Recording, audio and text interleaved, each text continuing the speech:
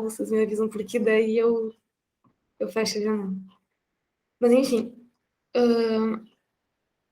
eu pensei em, antes da gente começar oficialmente esse dia, a gente só relembrar um pouquinho aonde a gente está, porque na semana passada nós não conseguimos fazer o encontro, porque o João esteve gripado, espero que ele seja melhor. Acho que já, né, porque deu tudo certo com o resumo.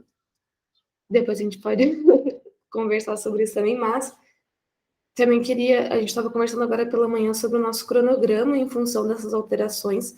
A gente estava lendo esses 2 capítulos também essa semana e é o tipo de capítulo que não vai dar para discutir os dois, né, o pragmatismo e o convencionalismo, no mesmo encontro, apesar de a gente querer muito, porque a gente não queria mudar muito o cronograma, mas aí a gente vai ter que fazer essa alteração ligeira de discutir hoje que callback, eu acho que vai ser o finalzinho não, aquele resuminho que a gente deixou pendente para hoje sobre o capítulo da jurisprudência, da teoria do direito revisitada, e depois começar sobre o convencionalismo, terminar ainda hoje, aí no próximo encontro a gente fala sobre o pragmatismo.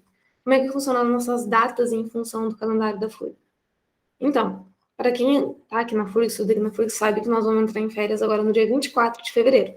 Só que nós somos um grupo que não é um grupo exatamente, né, da FURG, limitado à FURG. Então, o que eu pensei em fazer é manter os encontros nas férias. Eu não acho que é justo cobrar exatamente a presença nesses encontros, vão ser poucos também, então não precisam ser prejudicados caso queiram tirar as férias, né? Mas a gente, a princípio, vai continuar. E o que a gente pensou em fazer? 3 semanas de férias, só que essas 3 semanas lá no começo das aulas. Uma provavelmente na semana antes e 2 durante o início do semestre. Por quê? Porque às vezes facilita para que a gente se organize no semestre, porque a gente vai ter que mudar o horário, a gente vai ter que, enfim, ver como vai ficar a grade, para que a gente possa organizar o grupo também. Então, eu sei que isso prejudica, de certa forma, o pessoal das outras universidades, porque eu também não sei como está o calendário delas, mas a princípio a gente vai fazer isso e a gente vai eventualmente avisar vocês se tiver uma possibilidade de trocar também, se vocês tiverem algum problema, tipo, não, podia dar um descanso ali no meio das férias. Acho que a gente pode ver também essa possibilidade, mas a princípio a gente continua normalmente, e lá pelo dia, eu não lembro que dia que vai começar as aulas, porque não tá muito certo, né? Mas eu acho que ali pela semana do dia 20 de março, eu acho que a gente consegue, então, parar. A gente para um mês depois, e deixa as férias para o começo das aulas da FURG, que daí eu acho que vai ser melhor, porque eu tenho certeza que se a gente manter os encontros no início de abril, durante as aulas da FURG, o pessoal vai estar meio desmotivado para vir, né, por causa da rotina, né, vai ser diferente. Enfim, vai estar naquela expectativa de se organizar. Então, a gente pensou nisso, mas a gente ainda pode conversar e vocês podem também, né, sugerir para a gente outras datas de férias. A princípio, então, vai ser lá pela semana de 20 de março, até daí talvez a terceira semana de aula, que eu imagino que eu quero que seja pelo menos lá pelo dia 20 de abril, mas eu não sei como é que a FURG vai fazer. Outra coisa, né, que além do calendário ficar meio pendente em função da FURG, nós temos o seminário que a gente quer fazer, a nossa série de seminários para pesquisadores iniciantes, né, em teoria do direito. Então, a gente vai lançar o edital no final desse mês. Então, o pessoal pode ficar meio ligado para ver quais são os tópicos. A gente já definiu pelo menos os 3 primeiros que a gente sabe que não vai modificar, que é o seminário sobre metodologia na teoria do direito, porque é o que a gente tratou no seminário com os painelistas, né? Então não tem como fugir desse tema. Segundo, será uma revisita à obra do Hart, porque a gente trabalhou Hart e é uma necessidade de falar sobre isso. E o terceiro dia sobre a obra do Dworkin também. Aí nos outros dias a gente ainda vai ter temas específicos, a gente vai tentar ver se fica melhor focar num ou em outros, ou deixar um pouco mais aberto, mas isso a gente vai definir até o final desse mês para compartilhar com todo mundo, e daí vocês podem se inscrever se vocês acharem interessante. O seminário vai começar lá em maio, então tem bastante tempo para fazer o resumo e para fazer também o artigo, né? E qualquer coisa vocês podem falar com a gente sempre. A ideia também é que esses seminários sirvam para a gente melhorar os nossos artigos para finalmente publicar a obra, né? Também porque daí a gente já vai estar conversando sobre a obra, o pessoal vai conhecer a obra e vai ter, né, eventualmente interessados em adquirir. Tá, finalizando essa parte agora dos comunicados, hoje a gente vai para aquele resuminho que a gente acabou não vendo ainda lá da Teoria do Direito Revisitada. Então, bom dia para quem chegou depois. A gente vai focar no convencionalismo, apesar de a gente tentar focar no pragmatismo, não vai dar tempo, eu acho, porque esse capítulo tem bastante coisa para ver. E o João colocou até umas leituras complementares que ajudam a levantar a discussão sobre esse capítulo. Então, eu vou apresentar a primeira parte, e daí o João vai falar sobre o convencionalismo. Eu só vou falar sobre a parte que eu fiquei de falar no artigo sobre a teoria do direito revisitado. Tá? Eu não vou compartilhar a tela, porque é bem curtinho, não vale a pena. Mas, basicamente, se a gente voltar lá naquela parte sobre o que nós vamos falar nos próximos 3 capítulos, que a gente começou hoje, o Dworkin ele vai colocar um conceito de direito pré-interpretativo, né, como um esqueminha, segundo o qual o ponto da prática jurídica é guiar e limitar a força estatal. Porque, segundo ele, o direito insiste que a força seja usada apenas quando requerida e autorizada por decisões políticas passadas sobre o conduto da força justificada. Antes, a gente faz uma pequena digressão para lembrar, então, o que são aqueles estágios interpretativos para o Dworkin. Ele fala isso sucintamente no capítulo anterior, 2 capítulos antes do convencionalismo, no caso. Então, pré-interpretativo, nesse estágio onde o participante identifica elementos que constituem a prática jurídica, né? Quais as regras e padrões dessa prática. O segundo é um estágio interpretativo, em que o participante busca justificativas gerais para os elementos centrais daquela prática. Então, é uma busca por valor e justificação da prática na qual ele está inscrito. Interessante notar que ele sempre falou participante, né? Ele coloca lá, porque isso é um ponto que a gente não pode perder de vista. A teoria do direito, para ele, ela não é universal, né? Então, também tem o estágio pós-interpretativo, que é quando os intérpretes ajustam o sentido do que a prática realmente, bota isso entre aspas, realmente requer, para melhor servir a justificativa que o participante aceitou lá no estágio interpretativo. Então, é bem interessante que esse estágio é o estágio de reforma, é onde o participante pensa criticamente a respeito da prática na qual ele está inscrito. Então, a ideia do Dworkin é partir daquele esquema que ele propôs, né, um conceito de direito, para a gente poder analisar argumentos que sustentam concepções rivais desse mesmo conceito de direito. Então, o Dworkin buscou formular um conceito que fosse bastante básico e abstrato para permitir que o debate ocorra justamente entre as concepções que buscam explicar esse conceito e não, né, sobre o conceito em si.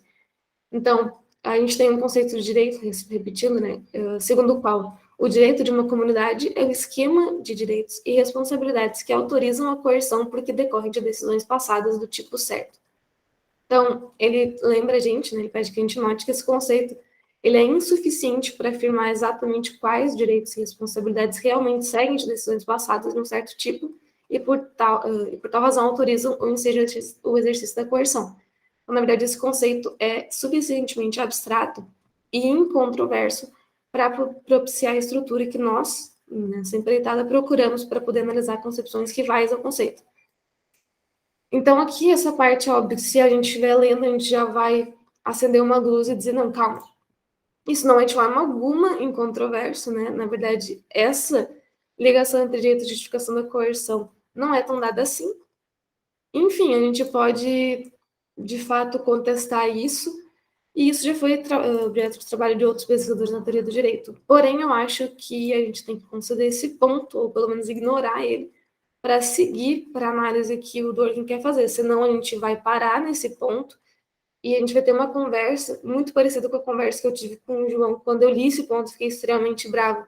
E outros autores levantam esse mesmo ponto, ficaram extremamente bravos com esse mesmo ponto, porque ele é extremamente controverso, na verdade. Não tem nada a respeito dele aqui que consiga olhar e dizer, olha, não é um ponto controverso, minimamente controverso. Ele é bastante contestável, só que daí o João, como uma pessoa muito caridosa com o Dworkin, tá todo mundo fazendo, não, vamos conceder isso. A gente pode falar sobre isso, mas a gente tem que conceder isso porque, e eu acho que é uma crítica boa também à posição que eu tomei, né, o João até explicou que, na verdade, o ponto metodológico do Dworkin não é alterado, mesmo que a gente altere esse conceito de direito e altere as 3 perguntas que decorrem desse conceito de direito. Eu, particularmente, ainda, né, falei para o João, a gente não tem tanta certeza assim que se as perguntas fossem outras, o resultado seria o mesmo. Na verdade, não tem nada que indique que seria dessa forma, mas daí o João me convenceu de a gente vai ter que ler os próximos capítulos, então a gente tem que considerar esse ponto. Basicamente é isso. Então a ideia é que desse conceito do jeito que o Dworkin formula de forma que ele considera abstrata, ele segue dizendo que cada concepção das três que a gente vai abordar oferece respostas conectadas a três questões colocadas pelo conceito. Daí já é outro problema, né? Que as respostas são conectadas. Na verdade, é aquela coisa. Vamos conceder de novo. Porque poderia ser feita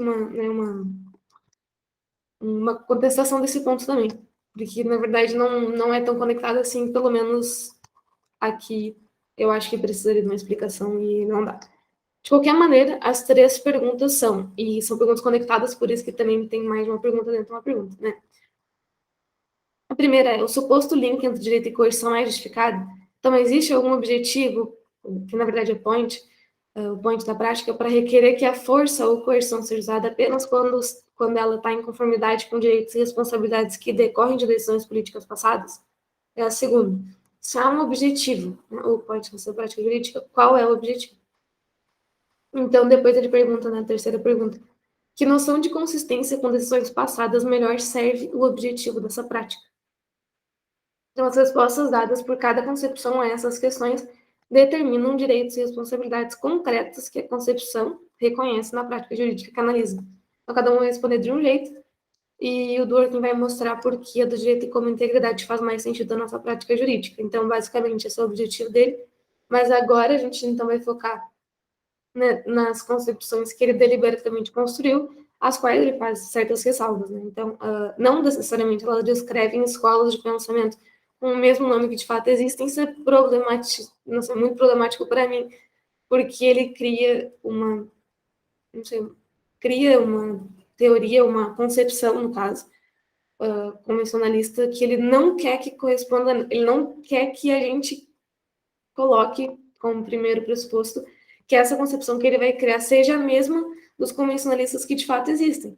Então, na verdade, eles dizem, então, elas existem, mas aqui eu vou falar, não necessariamente vai ser uma descrição dessas teorias, ou de alguma teoria em particular. Então, ele vai criar uma teoria que ele acha que é forte para rebater aqueles argumentos. E eu acho que com a prosa que o Dworkin tem, ele faz isso muito bem, porque acaba fazendo com que a gente ignore que, na verdade, aquelas teorias, ou nenhuma teoria de verdade, de fato, sustenta aquelas coisas, para ele dizer depois, sim, isso não é uma objeção à minha teoria, porque eu não estou falando de teorias que, de fato, sustentam essas coisas. Eu criei teorias, né? Eu criei essas certas concepções para certos fins. E, enfim, ele pelo menos tirou esse ônus de representar claramente uma teoria que de fato existe. Então, ele não vai estar batendo em teorias de verdade, digamos assim, mas sim em uma teoria que ele tentou capturar ideias e temas que são de fato discutidos na literatura, agora interpretados como afirmações interpretativas, não semânticas. Né? Por isso que ele já fala que não é a mesma coisa que uma teoria convencionalista, que as teorias convencionalistas que ele fala que existem são semânticas, já ele tenta defender teorias convencionalistas, defender ou sustentar para depois argumentar contra teorias convencionalistas que não são semânticas, mas sim interpretativas. E, enfim, ele está livre, entre aspas, desse ônus argumentativo de corresponder a qualquer tipo de teoria que de fato existe, apesar de dizer que existem sistemas que são recorrentemente discutidos na literatura. Então, eu acho que a gente pode começar agora com o convencionalismo, porque eu espero ter dito tudo. Porque se eu resumir todas as outras, eu acho que a gente vai só repetir. Então, a gente pode começar pelo convencionalismo. Na semana que vem, a gente vai ter que remarcar o cronograma para falar sobre pragmatismo, mas agora eu vou deixar para o João. Então, bom dia para quem chega depois e bom dia para o João também. Espero que 100% de saúde agora. Bom dia, pessoal. Tá dando para me escutar direito? Tá, que eu... Enfim, minha irmã mudou para Mauá e eu prontamente ocupei o quarto dela como escritório e, enfim, tô ajustando as coisas ainda. Tá, então, como tinha ficado combinado, eu vou apresentar agora o primeiro desses 3 capítulos do Dworkin sobre 3 concepções interpretativas do direito. A gente começa pelo direito como integridade, E fazendo aqui só um parênteses para já também fornecer uma espécie de paisagem geral do que o Dworkin está querendo fazer, né? Bom, em primeiro lugar, se a gente aceita, a gente está de acordo com o que ele falou, com a discussão metodológica dele dos primeiros 2 capítulos, a partir do terceiro capítulo a gente já abandonou a pretensão de fazer teoria do direito como um tipo de teoria semântica, né? A gente, no capítulo anterior, a gente olhou como seria a ideia de fazer uma teoria do direito interpretativa, uma teoria do direito que é engajada, moralmente falando, mas especialmente como uma teoria que compete com outras visões sobre como o direito é, né? E eu acho que é mais ou menos fácil ver o que o Dworkin está querendo fazer aqui nesses próximos 3 capítulos, mas o resumo da ópera vai ser, e eu não estou falando isso como uma crítica nem nada do tipo, só para ressaltar, mas ele vai querer mostrar como o direito como integridade é a melhor concepção interpretativa do direito, e que melhor responde à pergunta de por que as decisões do passado importam para restrição e justificação do uso coletivo da força ou da coerção, né? Ele vai, nesse capítulo, ele vai procurar mostrar a primeira dessas concepções interpretativas, não semânticas, que é o convencionalismo. E aqui eu só queria fazer um comentário antes de entrar na exposição do capítulo mesmo. Como a Bárbara falou, ele não está falando exatamente de da teoria de nenhum autor em específico, mas se a gente for procurar achar autores que falam algo que bate um pouco com o que ele está falando, eu diria que a gente está falando de autores, principalmente autores positivistas, mas positivistas que têm uma pretensão não meramente descritiva, mas uma pretensão um pouco mais normativa e eu diria principalmente uma preocupação com a questão de desacordos morais e políticos e qual que é o papel do direito para coordenar as nossas vidas, pode ser, ou regular o nosso comportamento, frente ao fato, vamos dizer, o fato do desacordo. É e aí eu acho que a gente pode pegar autores, principalmente como o Gerald Postema, que é um que o Dworkin vai citar lá para o final do capítulo, mas um que ele não cita, que eu acho que realmente que se encaixa muito bem nisso, é justamente o Jeremy Waldron, que de certa forma pode ser tido como positivista normativo, né? E que tem a questão do desacordo moral e político numa comunidade como um tema muito central para ele, né? Mas eu depois vou procurar colocar essas recomendações, que é um ponto que só me veio à mente agora durante a apresentação da Bárbara, mas que eu acho que pode ser eu acho que é um link interessante para, vamos dizer, colocar essa argumentação do Dworkin no chão, né? Procurar relacionar com o que pessoas de carne e osso realmente defendem. Mas, enfim, eu não sei se eu compartilho a minha tela com vocês. Eu fiz um certo esqueminha. Eu acho que pode ser útil, principalmente para.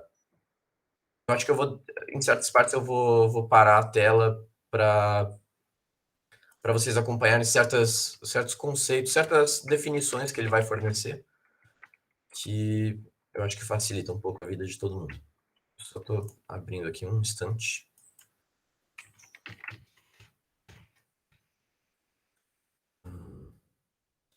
E para compartilhar aqui em uma janela, se ficar ruim, vocês me avisam.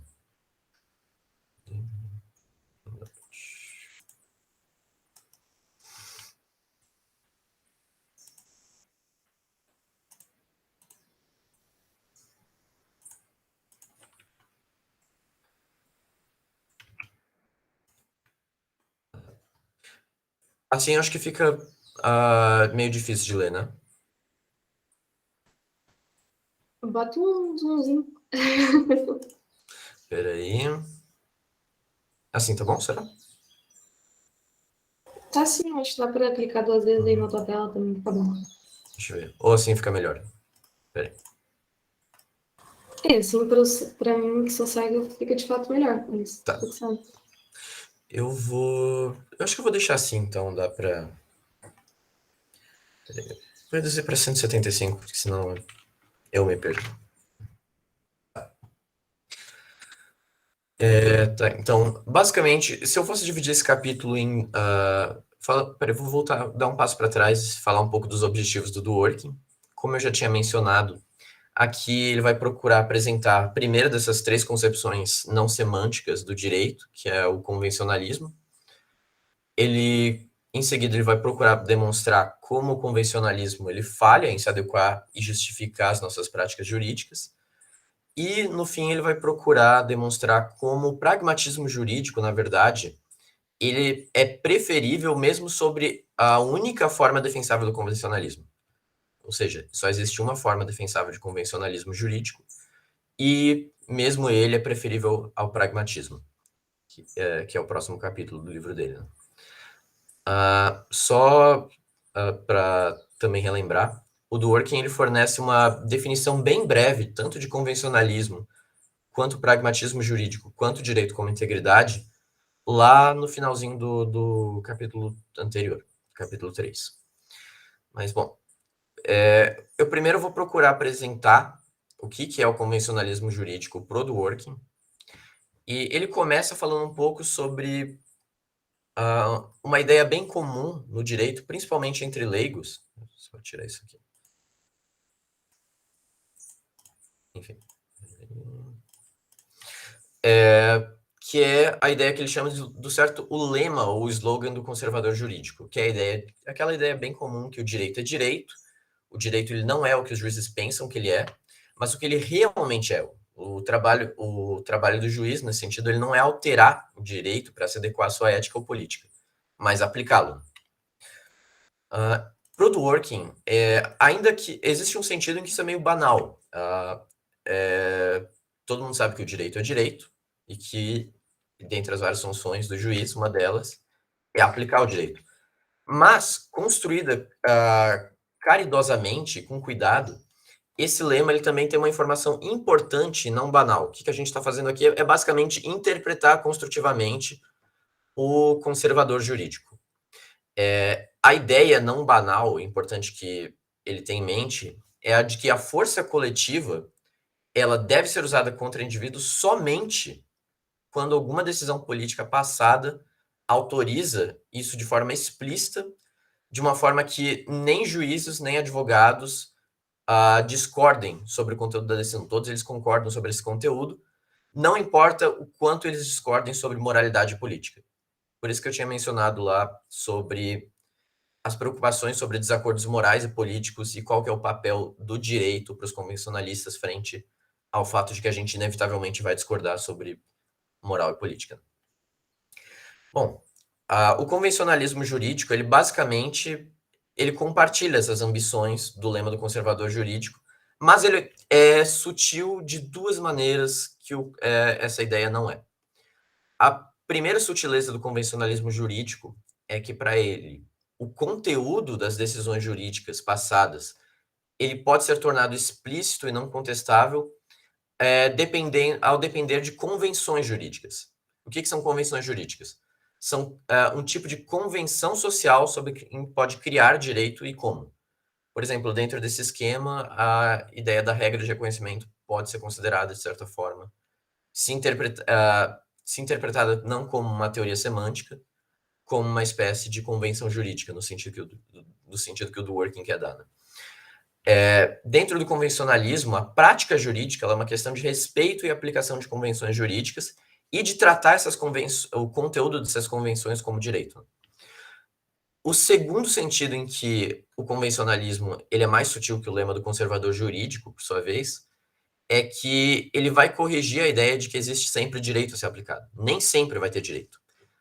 O direito por convenção, ele é, por definição, finito, ele é inacabado, e vão existir casos que não são cobertos pelo direito e nos quais a gente não pode dizer que uma parte tem um direito a ganhar antes de existir uma decisão sobre aquele caso, né? Aquele caso não é regulado pelo direito, em outras palavras. Nesses casos, que são os casos difíceis, o juiz pro do working, ele vai ter discricionariedade forte. Discricionariedade forte, a gente já discutiu isso, principalmente lá atrás, quando a gente estava levando os direitos a sério, mas com discricionariedade forte, ele quer dizer a ideia de que não há uma resposta correta anterior à decisão que regula o caso. E nesses casos difíceis, já que ele tem discricionariedade forte, e ele tem que lançar a mão de considerações extrajurídicas. E essas são considerações que não são considerações de consistência com decisões do passado. Por exemplo, considerações de justiça, considerações de eficiência, de interesse geral, etc. Como a gente já mencionou várias vezes e como dá para perceber, o convencionalismo ele é quase que uma versão não semântica e interpretativa do positivismo jurídico, né? Isso acho que é a primeira coisa que nos salta aos olhos. Mas ele tem algumas diferenças importantes. A principal delas é que é difícil ver um positivista jurídico que esteja defendendo exatamente isso que o Dworkin está falando. Isso não é necessariamente uma crítica ao Dworkin, mas é uma ressalva importante para não atribuir visões falsamente a outros autores. Mais importante, esse é um ponto bem importante para o resto da compreensão sobre o convencionalismo. Ele tem duas afirmações pós-interpretativas que ele faz, o convencionalismo. Com a afirmação pós-interpretativa, eu quero dizer afirmações sobre o que a prática jurídica devidamente interpretada efetivamente requer das pessoas, por exemplo, dos seus participantes. Ele tem uma afirmação positiva e uma afirmação negativa. Esse é um ponto que vai voltar várias vezes, essas duas afirmações. A afirmação positiva diz basicamente que os juízes normalmente, não sempre, mas normalmente, devem respeitar e aplicar convenções jurídicas. E a afirmação negativa é que não existem direitos decorrentes de decisões políticas passadas que não aquelas derivadas direto ou indiretamente de convenções. Todo direito é direito derivado de convenções jurídicas. Bom, eu vou passar agora brevemente sobre qual que é o apelo do convencionalismo, segundo o Dworkin. E para fazer isso, a gente dá um passo para trás e relembra um ponto que foi bastante discutido no capítulo anterior e que a Bárbara pontuou agora de novo, é que o coração de toda concepção positiva do direito, uma concepção não cética do direito, como é o caso do convencionalismo do direito como integridade, e como não é o caso do pragmatismo, que é uma posição cética sobre o direito, é a sua resposta à questão de por que decisões passadas importam para a determinação dos nossos direitos e deveres e para a justificação da coerção. Qual que vai ser a resposta do convencionalismo a essa questão? A resposta deles é a garantia do que o Dworkin chama do ideal das expectativas protegidas. O que é esse ideal? É a ideia de que decisões políticas passadas, elas importam para a justificação da coerção, porque elas fornecem avisos justos. Aviso justo não necessariamente no sentido do, vamos dizer, a melhor distribuição possível de recursos. Justo no sentido de jogo limpo, jogo justo, de fair. É difícil de traduzir fair warnings, mas é essa ideia de avisos justos, porque, vamos dizer, o jogo foi feito um jogo limpo com as pessoas. Vamos dizer, as convenções, elas fornecem avisos justos, as decisões políticas passadas, no caso, que não dependem de juízos controversos de moralidade política. Elas dependem apenas da gente identificar os fatos sociais relevantes. Como que as duas afirmações do convencionalismo protegem esse ideal? Essas duas afirmações que eu tinha descrito aqui em cima. A afirmação positiva, ela protege esse ideal porque quando ela afirma que uma vez que uma decisão foi tomada por uma instituição que é sancionada por uma convenção, e o conteúdo dessa decisão ele é fixado por convenções sobre como essas decisões devem ser entendidas, os juízes eles têm que respeitar essa decisão, mesmo que eles discordem sobre sobre ela ou achem que poderia ter sido decidido muito melhor. Eles têm que respeitar essa convenção, essa decisão. Já a afirmação negativa do convencionalismo, ele protege esse ideal das expectativas protegidas ao afirmar que um juiz não pode apelar ao direito para justificar sua decisão quando ele não pode demonstrar que as convenções forçaram ele a decidir como ele decidiu. Ou seja, a ideia de direito para o convencionalismo, ela não pode ser corrompida quando a gente não pode demonstrar que as nossas decisões, vamos dizer, são uma sequência, uma decorrência de decisões políticas passadas ou de convenções de maneira geral. Eu não posso apelar ao direito quando não existe direito decorrente de convenções, em outras palavras. Bom, isso nos leva também ao tópico da desobediência ao direito. Lá em cima, eu tinha apontado como a afirmação positiva do convencionalismo coloca que os juízes normalmente devem obedecer ao direito. Isso porque o convencionalismo ele não é uma concepção fanática e cega ao direito. Vão existir casos, vamos dizer, moralmente errados de um alto grau, em que o juiz ele cometeria uma atrocidade moral, os convencionalistas eles vão sustentar que os juízes podem e provavelmente realmente deveriam desobedecer ao direito. Né? Isso não é nenhuma grande controvérsia. Né? Mas o ponto para o convencionalismo é que quando eles fazem isso, eles não deveriam esconder esse fato de que eles estão desobedecendo o direito e criando direito novo, por exemplo, apelando ao direito. Eles devem deixar isso muito claro ao público, a fim de não comprometer justamente o ideal das expectativas protegidas, que é o ponto que, alegadamente, justifica o convencionalismo. Bom, e o último ponto para a gente entender o convencionalismo é a relação entre convencionalismo e casos difíceis. O que eu quero dizer com isso aqui? Em casos difíceis, ou seja, casos onde não há direito decorrente das convenções, o juiz ele tem discricionariedade forte, como eu falei acima. Mas o Dworkin faz questão de ressaltar isso. Isso não quer dizer que vale tudo, que o juiz deve decidir de qualquer modo, ou que ele está chancelado para decidir de qualquer modo. Por exemplo, pode muito bem ser que o juiz convencionalista queira decidir com base em considerações, por exemplo, considerações contrafactuais, considerações sobre mundos possíveis, sobre como o direito sobre aquele caso seria se existisse direito que regula esse caso. Ele poderia fazer isso para, por exemplo, proteger o máximo possível o ideal das expectativas protegidas, ainda que isso não seja tão bom quanto ter direito efetivamente sobre o caso. Mas o ponto aqui é que, ainda que o juiz queira decidir de forma menos traumática possível as expectativas das pessoas, não existe direito aplicável antes da decisão. Isso é uma decorrência quase lógica da afirmação negativa do convencionalismo. Né? Afirmação de que não existe direito decorrente de decisões passadas que não aquelas decorrentes das convenções jurídicas, né? Do conteúdo das convenções jurídicas. Em seguida, eu agora vou passar para os argumentos do Dworkin contra o convencionalismo, e aqui eles se dividem primeiro em argumentos sobre a adequação do convencionalismo jurídico às nossas práticas, e depois a justificação do convencionalismo das nossas práticas. Espera só um minutinho.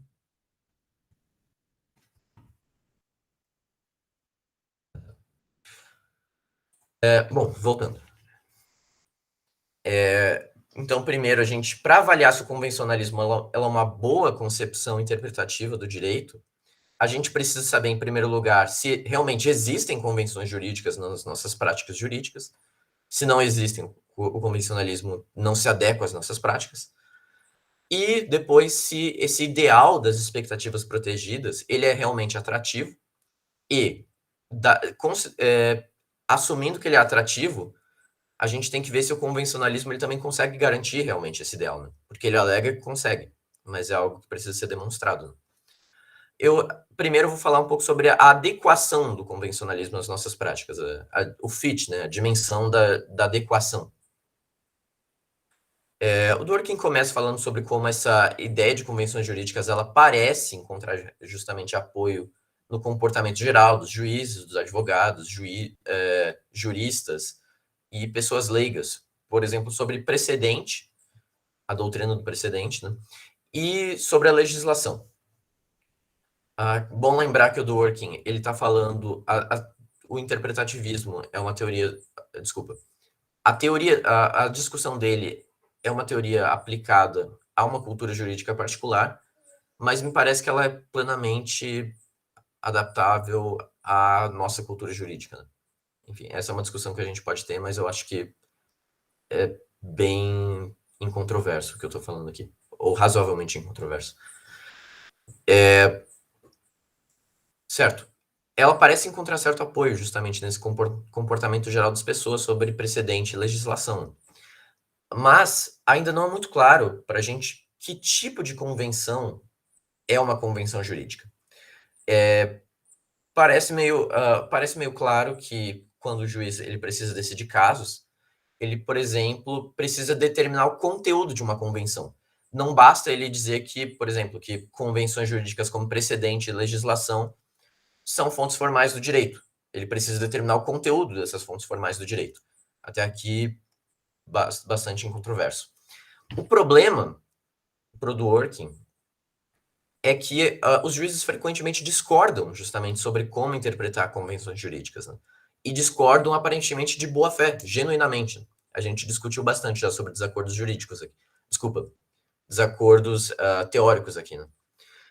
E isso parece sugerir, se não implicar, que se os precedentes e a legislação são formas de convenção, elas são convenções sobre as quais existe, ao menos parcialmente, um desacordo profundo, né? Aqui eu vou fazer a primeira de duas digressões sobre a ideia a ideia de convenção e de extensão de uma convenção, porque isso é necessário para o Dworkin construir a crítica dele. Basicamente, então, para a gente entender se existem convenções jurídicas, a gente precisa entender o que é uma convenção. E para a gente entender o que é uma convenção, a gente precisa entender qual que é o conteúdo ou a extensão, num sentido mais técnico, dessas convenções jurídicas. Para isso, a gente precisa distinguir duas visões sobre a extensão de uma convenção, o Dworkin vai dizer. A gente pode falar em uma extensão explícita e uma extensão implícita. A extensão implícita para o Dworkin é justamente aquele conjunto de proposições que quase todo participante da prática jurídica aceita como parte de sua extensão. Sei lá, coisas básicas como coisas razoavelmente incontroversas. A capital do Brasil é Brasília. Não, é incontroverso, é um ponto realmente sobre a qual não pode existir desacordo. Enquanto que a extensão implícita de convenções jurídicas é o conjunto de decisões e julgamentos decorrentes da interpretação mais sólida das convenções. Essa distinção é importante porque dela seguem dois tipos de convencionalismo. O convencionalismo estrito, que é o que a gente vai se debruçar mais, e já eu explico por quê. E o convencionalismo brando, ou suave, eu não lembro como traduziu, mas como ficou traduzido, mas provavelmente convencionalismo brando mesmo. O convencionalismo estrito, ele vai dizer que o direito de uma comunidade, ele consiste na extensão explícita das convenções jurídicas da comunidade. Enquanto que o convencionalismo brando, ele vai colocar que o direito de uma comunidade, ele consiste nas extensões explícitas e implícitas das convenções jurídicas dessa comunidade. Aqui a gente até pode ver que essa distinção, de certa forma, reflete a distinção que existe na literatura entre positivismo jurídico inclusivo e positivismo jurídico exclusivo, né? Não parece ser uma coincidência, né? Afinal de contas, o convencionalismo, de maneira geral, ele é uma espécie de interpretação construtiva do positivismo, né? A segunda digressão, feita essa distinção entre dois sentidos de extensão e de convencionalismo, é uma comparação que o Dworkin faz entre o convencionalismo estrito e o convencionalismo brando. Bom, o convencionalismo estrito para o Dworkin, ele tem problemas bem claros. Principalmente no fato de que ele é uma concepção interpretativa do direito sobre por que decisões políticas passadas importam para a justificação e restrição da coerção, mas ela diz muito pouco de importância prática sobre como decidir. E ela não oferece, praticamente não oferece ajuda alguma aos juízes nos casos difíceis, onde não existe convenção explícita, desculpe, não existe uma extensão explícita de convenções a ser aplicada, né? Em comparação, o convencionalismo brando parece mais atrativo, mais atraente. Ele não é comprometido ontologicamente com a ideia de lacunas no direito, aquela ideia de que o direito ele é finito, que ele é inacabado. E ele pode assumir, por exemplo, uma tese da resposta correta sobre algum direito ou dever. Ele pode assumir, por exemplo, tem um caso interessante que o Dworkin dá. A ideia do direito a... Como que é? O direito a, se não me engano, direito à igualdade...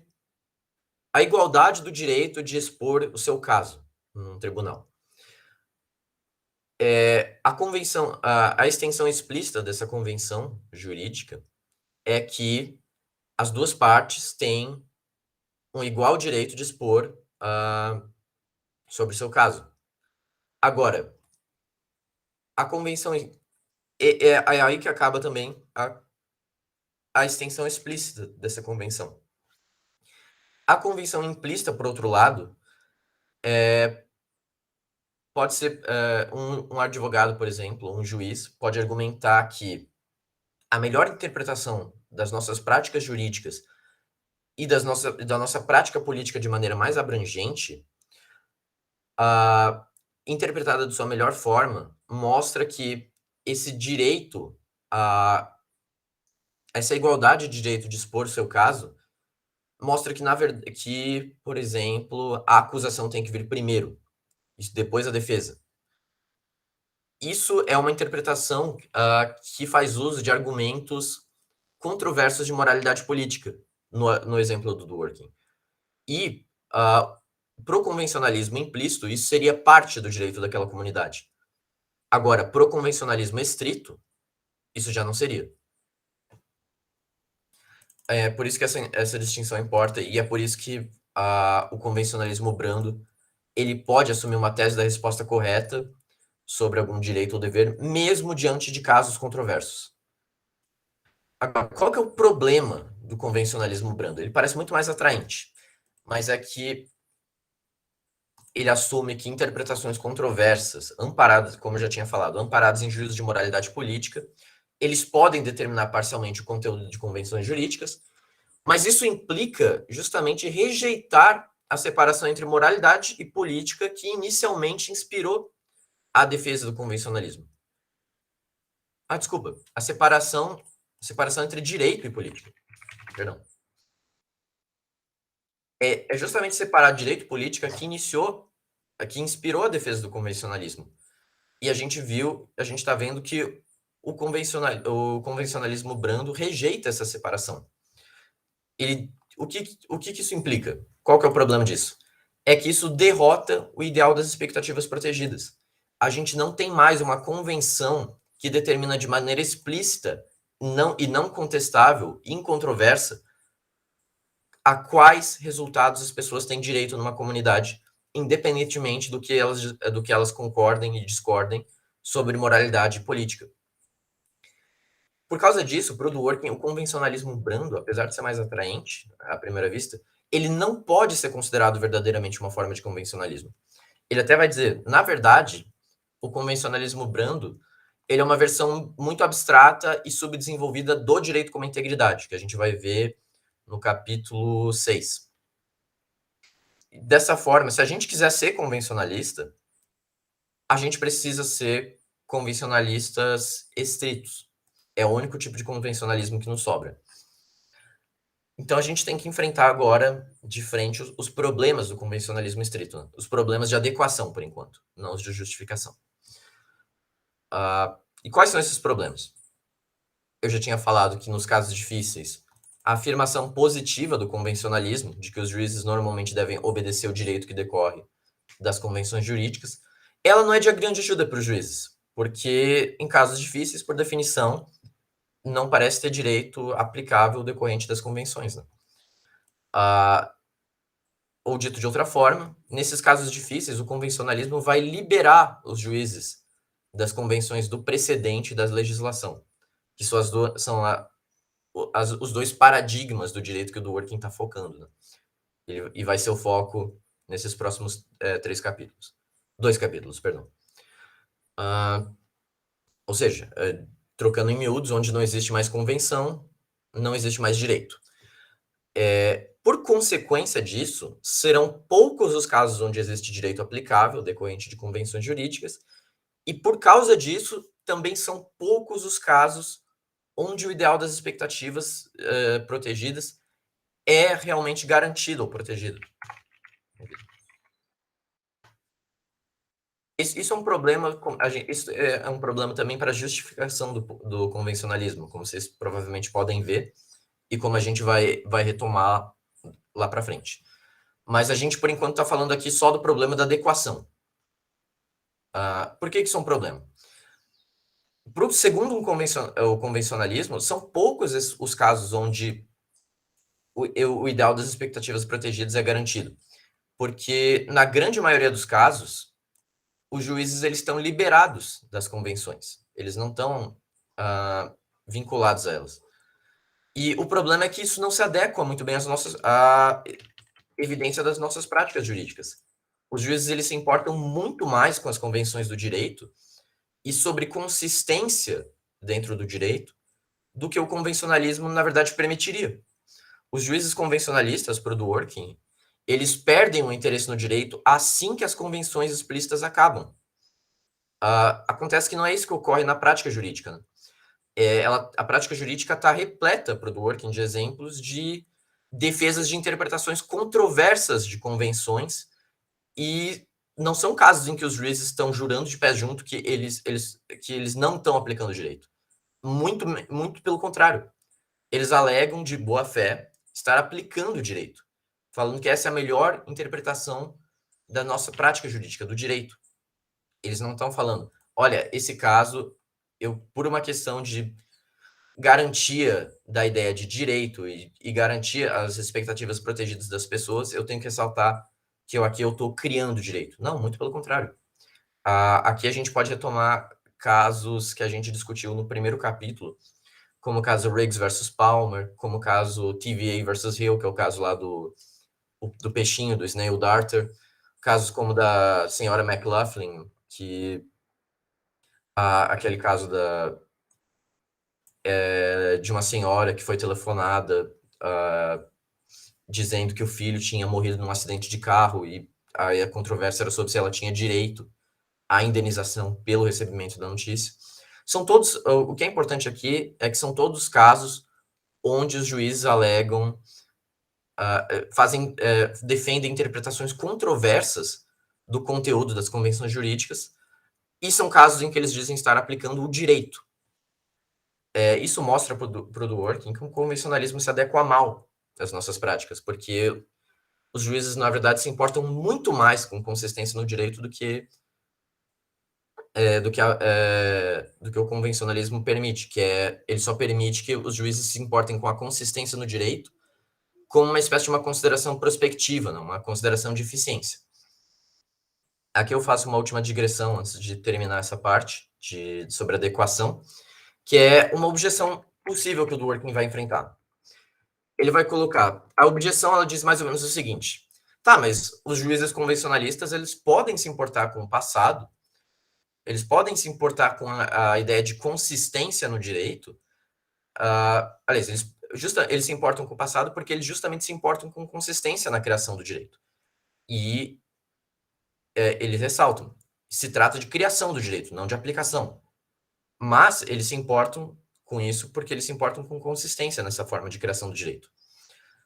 O Dworkin vai conceder que pode realmente ser o caso, que eles se importam com consistência no direito, mas a gente precisa distinguir dois sentidos diferentes de consistência.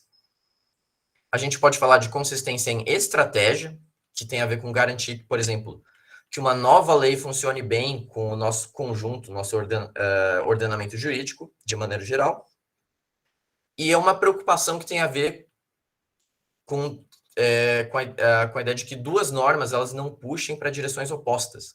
Isto é, o poder de criação de direito do juiz ele é limitado e ele quer criar direito da maneira mais eficiente possível. É a ideia de que, dado que já existe, por exemplo, uma norma X, como criar uma norma Y eficientemente para que duas normas não puxem para direções opostas. Por outro lado, a ideia de consistência em princípio tem a ver com o requerimento que vários padrões jurídicos de uma comunidade expressem uma mesma visão abrangente de justiça. Para quem tem alguma familiaridade com a ideia de direito como integridade, tá claro como isso tem muito mais a ver com direito como integridade do que com o convencionalismo. Né? Qual que é o problema com a ideia de consistência em estratégia? É que ela não explica justamente porque os juízes defendem a aplicação correta do direito. Eles não dizem que está simplesmente falando de consistência no direito como uma questão de eficiência, mas é uma questão o que é justamente a aplicação correta do direito. O convencionalismo ele não pode aceitar a consistência em princípio. Ele, por causa da afirmação negativa do convencionalismo, ele rejeita que a consistência em princípio pode ser uma fonte de direitos, diferente do direito como integridade. Né?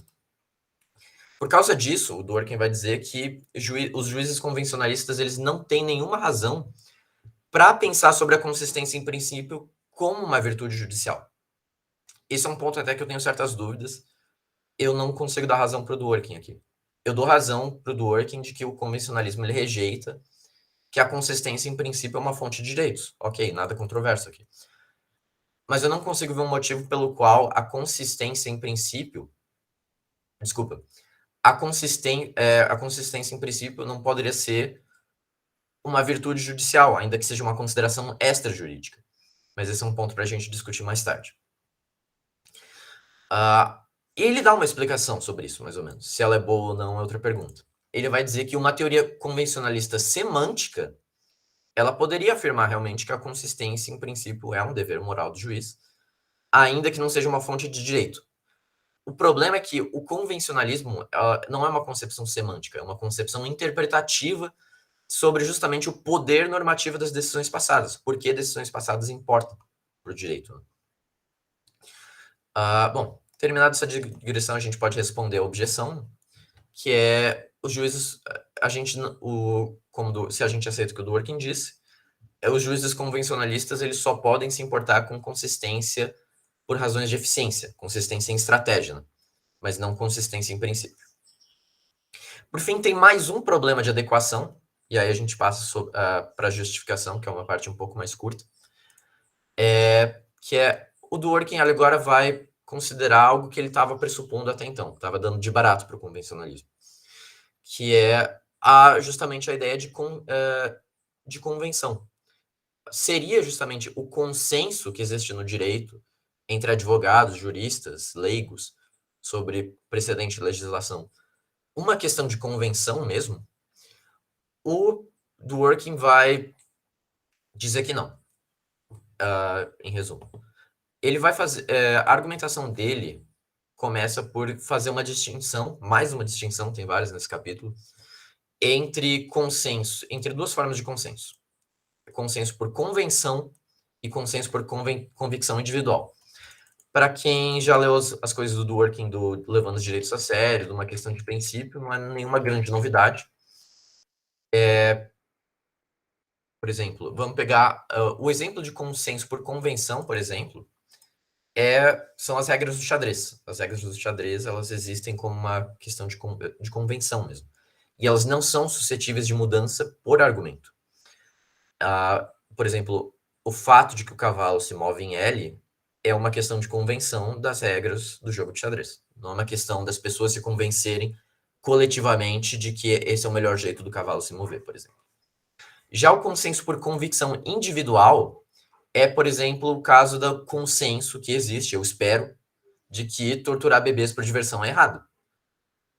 O fato de que existe um consenso sobre isso não é uma questão de convenção que poderia ser alterada do dia para a noite, sabe? Existe um consenso sobre isso, mas é um consenso que, em tese, é suscetível de mudança por argumento. Mas é um consenso baseado em convicção comum das pessoas. Por que isso importa para a discussão sobre o direito? É porque se o consenso sobre o direito for uma questão de convenção, então a verdade sobre proposições jurídicas independe do seu conteúdo. Elas são... Ao passo que se o consenso sobre o direito é uma questão de convicção, então a verdade de proposições jurídicas ela depende do seu conteúdo. A gente pode dar razões substantivas às pessoas pelas quais, na verdade, o direito requer X e não Y, por exemplo. E como que a gente pode avaliar qual dessas duas formas de consenso melhor se adequa ao direito? A gente olha para a prática jurídica através do tempo, segundo o Dworkin.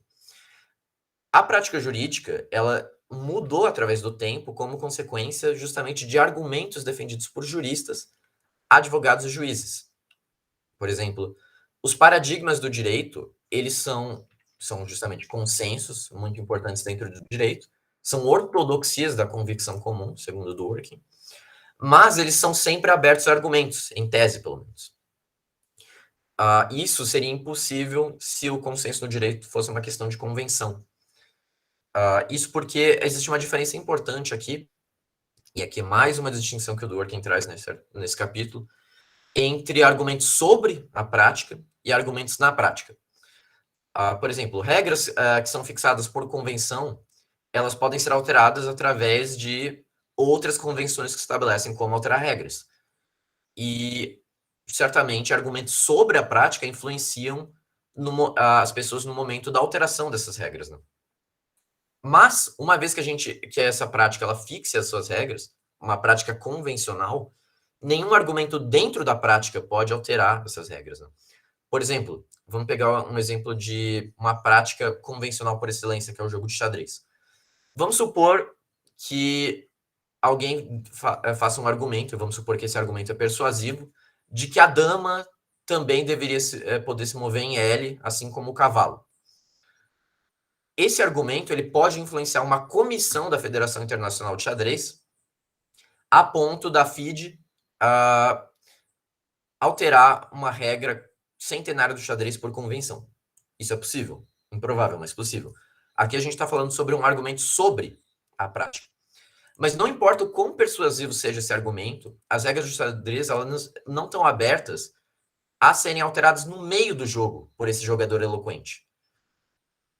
Não importa o quão correto ele esteja sobre como essa alteração melhoraria o jogo e mostraria ele na sua melhor luz. A dama não vai poder se mover em L. Isso é um argumento dentro da prática. Essa distinção para o Dworkin ajuda a mostrar como o direito ele não é como o xadrez. Porque os participantes eles pedem, e são entendidos quando eles pedem, mudanças das regras durante o jogo.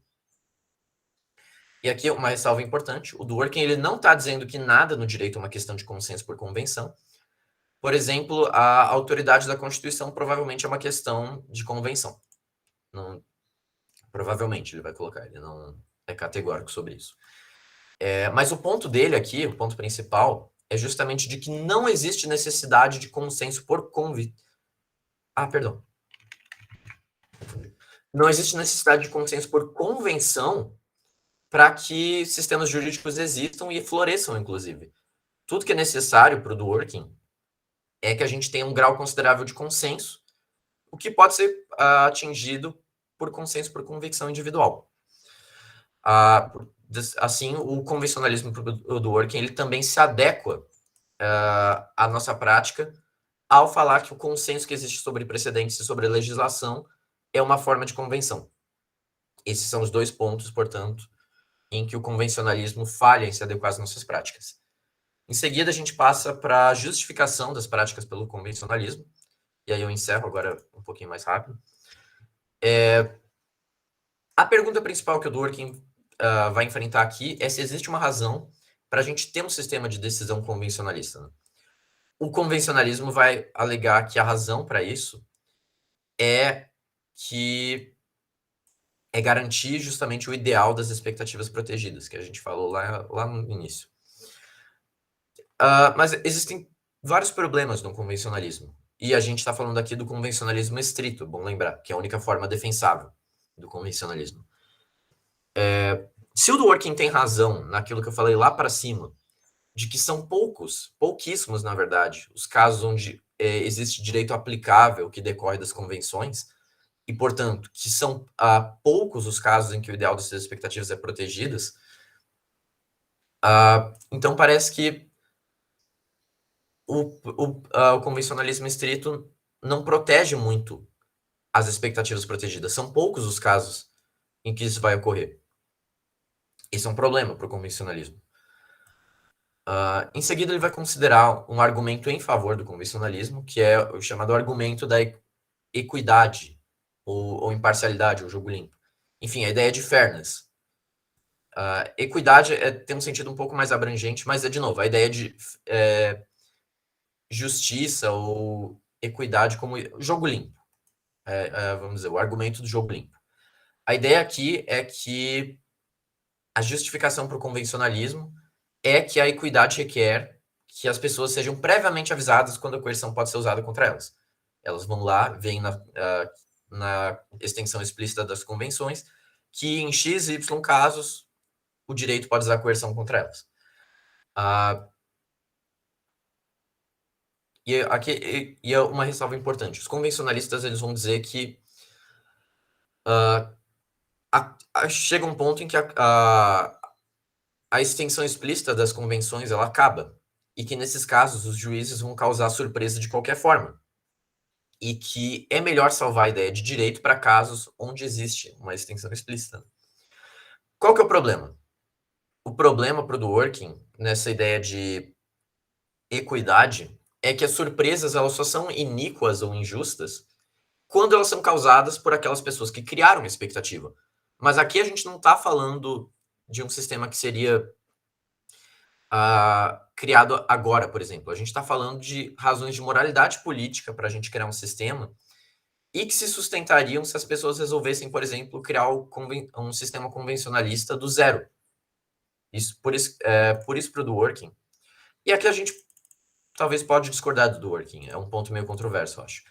Mas o convencionalismo para ele não pode ser defendido como uma questão de equidade contra surpresas.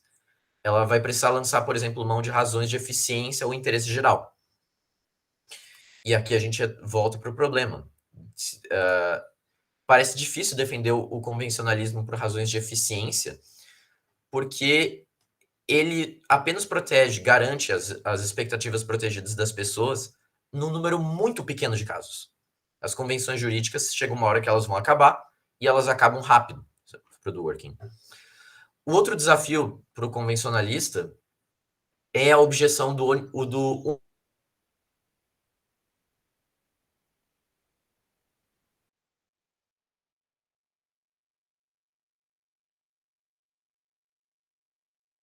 Eu caí ou o João caiu?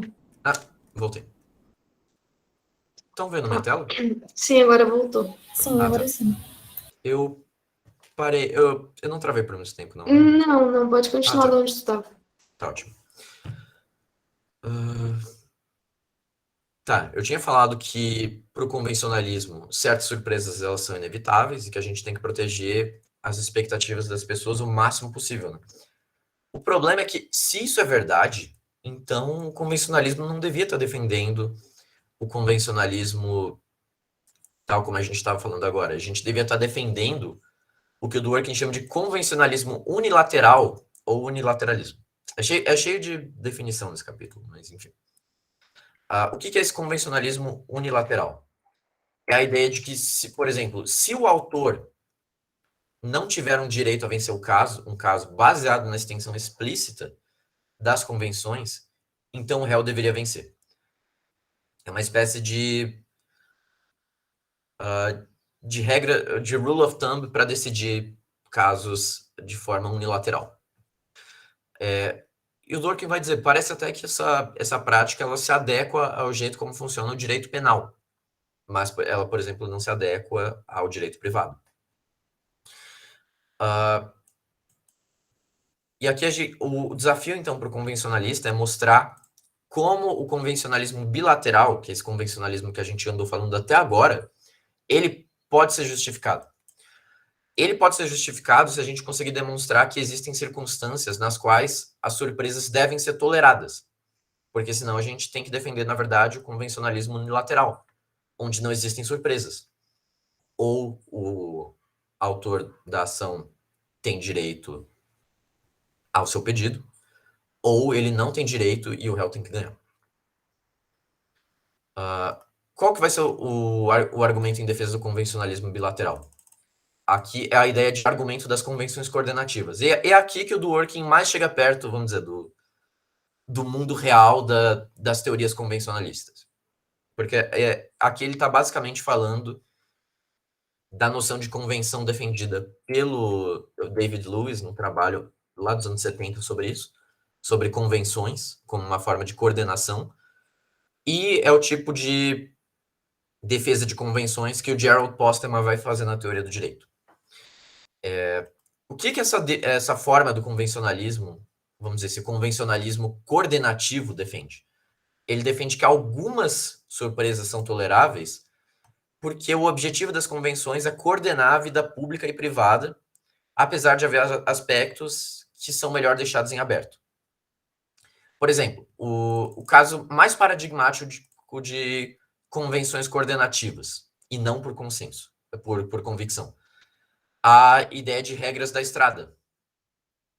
Por exemplo, a gente não necessariamente tem alguma razão forte pela qual a gente deveria dirigir do lado esquerdo, do lado direito da rodovia, antes da gente convencionar que se dirige de um lado deles, né? Claro. E mesmo que a gente tivesse razões para dirigir do lado direito, por exemplo, a gente poderia falar, é mais natural para destros, que são a maioria da população, dirigir do lado direito da rua. As nossas razões para aderir à convenção são mais fortes do que essas razões substantivas. É essa a razão pela qual a gente faz convenções, para coordenar o comportamento das pessoas e resolver problemas de coordenação. Um outro exemplo bem típico é o da chamada de telefone que cai. Quando uma chamada de telefone cai, a convenção que se formou é que eu espero a pessoa que ligou a primeira vez me ligar de volta, porque se nós dois tentarmos ligar ao mesmo tempo, a linha vai estar ocupada e ninguém vai conseguir atender, por exemplo. A gente não vai conseguir retomar a ligação. Nessa forma do convencionalismo, a ideia é que algumas surpresas devem ser toleradas e outras não, porque num certo conjunto de casos é melhor a gente ter convenção coordenativa do que não ter nenhum tipo de convecção, né?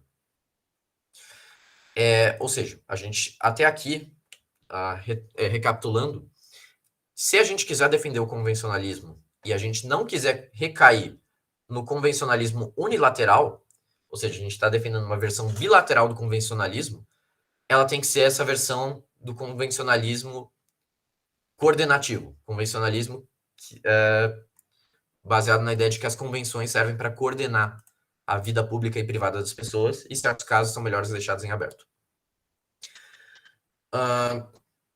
Aqui o Dworkin ele vai basicamente estruturar esse convencionalismo coordenativo em duas premissas, e ele vai atacar a segunda.